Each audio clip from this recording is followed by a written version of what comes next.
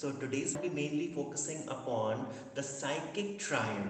So this has been a very controversial and a very difficult topic for students to understand that within the psychic triad, which was given by Sigmund Freud, the three basic principles what Sigmund Freud had given, it is the id, the ego and the superego. And students and viewers, they find it very difficult when they try to understand this topic. They find it very difficult to understand as to what is the basic striking fact and the striking differences between this id, ego and superego. So this video I'll be mainly focusing upon what is id, what is ego and what is superego, which is the psychic triad of Sigmund Freud. So Sigmund Freud, it was his general notion, it was his general belief that the in an individual, it is there are certain impulses what are the biological drives are there,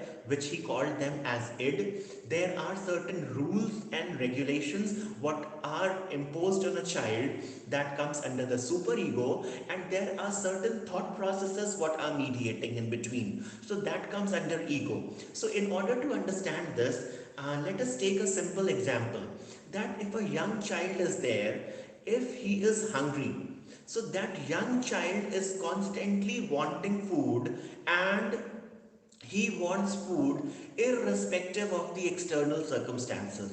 So this is actually the id. Id is basically based on the pleasure principle. So if a young child wants food, he will want food at whatever the external circumstances are there, and he has as such no issues, no concern about the external environment, whether the food is being served, whether when it will be served, how it will be served. If he is hungry, he want that this thing needs to be fulfilled. So that is based on entirely, the id is entirely based on the pleasure principle.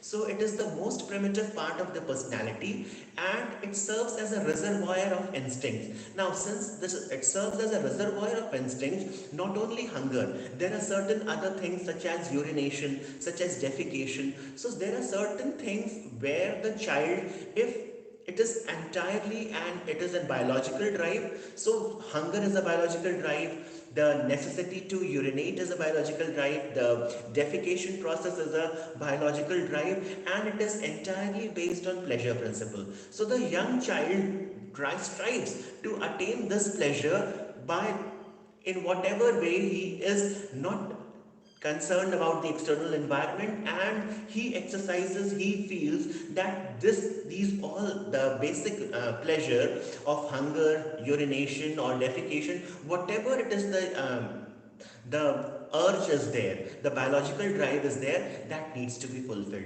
So this is the basic id, the principle of id. It is based on the pleasure principle. Now when we talk of ego, so there are, when it comes to ego, that as the young child slowly and gradually matures, and between the months, between the ages of 2 to 6 months of life, what do we find is that the young child is mostly, now he is aware that if the child is feeling hungry, so hunger must wait until food is being served. So this is the basic, the ego principle, where the ego comes into play when there is perception of certain thoughts and feelings. If he is waiting on the dining table, or the child now starts understanding that hunger has to wait until food is being served. So now he is little bit aware of the external environment, and now he starts responding that, what if I'm hungry, if the food is being about to get served, so he has to wait, his hunger needs to be waited, he has to wait until the food is being served. Similarly, so this is actually the ego principle, and in ego principle the child is aware of the external environment. Now when we talk of this ego, it is mostly said that it is based on the reality principle. Means the child is now understanding that it is the reality where the food is being served the hunger should wait until that time. So now the child is aware that there are certain limitations. He cannot, this basic biological instincts, they cannot be fulfilled at the very moment. So it is basically governed by ego principle, and it is based on memory and judgment. So it is developed after birth, and it expands with age. It delays and modifies and controls the id impulses. So when we talk of ego, this ego, it's basically at the basic impulses of hunger, urination, defecation, or whatsoever example you take. Like, so it when it comes to ego, the child now tries to exercise control, and he understands that the basic impulses, that is the id, ego is going to modify the impulses, and it controls the id impulses on a more realistic level. Now he understands that his hunger needs to wait until food is being served. So this is the ego principle. Now when we come to superego, so superego, what we understand is that it is the prohibition what is learned from the environment, and it is more from the parents and the authorities. For example, as the child is slowly and gradually maturing more, what do we find is there are certain moral obligations what is being imposed by the society on the child. For example, if a child is passing by through a pastry shop and he finds that there is certain kind of pastries being put up in the shop, so he now understands that even if he is hungry, even the pastry can be served to him, but now since the society and the parents have made him know that he needs to pay for that pastry, he needs to buy that pastry, and then only his hunger, his need for the thought of having the pastry can be fulfilled. So it is the moral and the societal obligations what are being imposed, that is the moral prohibitions what are being taught by the parents and authorities, that the child learns that now he has certain moral duties, moral obligations, and it is this super ego comes into play, where he learns that there are certain rules and regulations in society what he needs to follow, what he ought to follow, and this super ego, it acts as a censor of acceptability of thoughts, feelings, and behavior.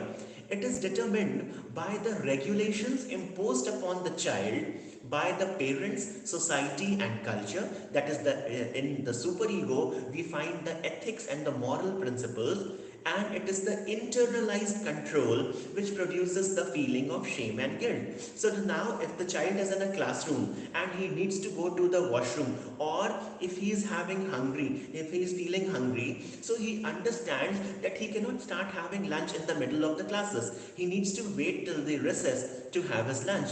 He needs to ask to his teacher before going to the washroom. He needs to go out of the classroom and drink water. So these are the certain morals and ethics what are being taught to the child by the parents. So that comes under superego. So viewers and students, I have tried my level best to explain the basic differences between the id, ego, and superego with a simple example that id, it is based on the pleasure principle. It is basically the impulse ridden, and the